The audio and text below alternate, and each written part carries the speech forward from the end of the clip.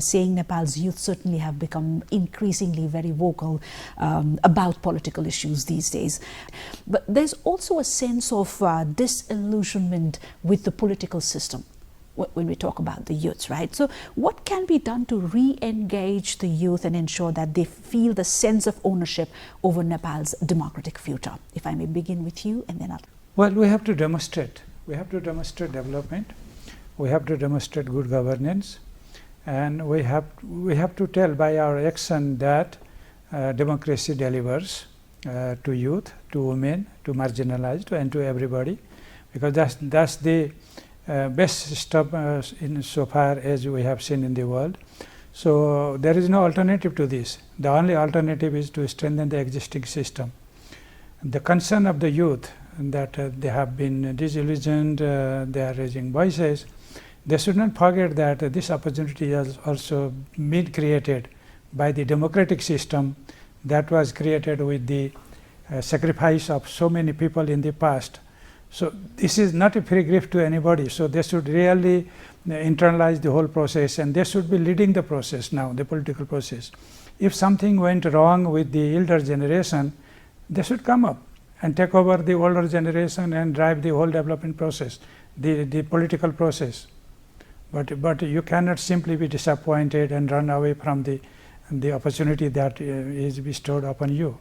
So this is challenge to youth, perhaps as also an opportunity for them to take over to the older generation and drive the country in a new dimension. So it is up to them. They don't have to blame anybody else.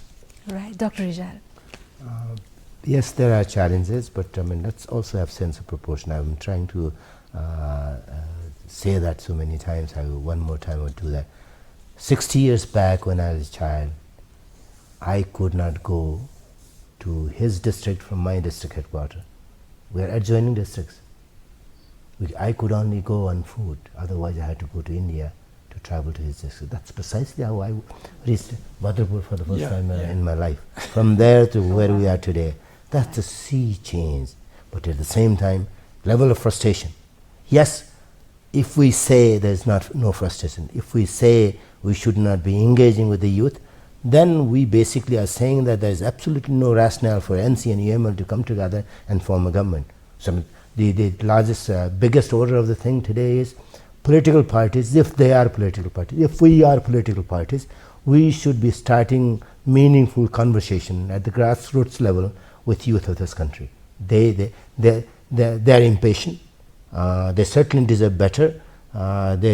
Even whether they are mindful of the fact how much struggle earlier generations have gone through, that's a material for them. For them, I mean, the future that awaits for them is more important. So we have to tell them the old stories also, but at the same time, we have to be able to generate faith, confidence in them, and for that, political parties should not be working the way they are working today. If we are political parties, we should be able to, NC and UML, if they cannot hold conversation at grassroots level, then what good are we as parties of the country, right? We have to be able to do that. We have not started doing that. We have formed a government. We have numbers. Nobody can change the government. But if we do not start a meaningful conversation with youth of this country, then for others, this will be a firewall that they cannot cross. And if everybody persists, this is a firewall NC and UML have created, they have all the incentives to break the firewall. People from all hues and colors might come together to break to take the firewall down. For that reason, NC and UML have to understand this cannot be firewall to stay in power. This has to be a position of comfort to be able to deliver. Governance has to improve. People are not liking what they are seeing, and if we do not admit that governance has suffered, we'll be fools not to. In the last 7 years, I mean, because of politics taking the shape of transactional politics, youth have become more frustrated. That has to change, and that's precisely how NC and UML should go about.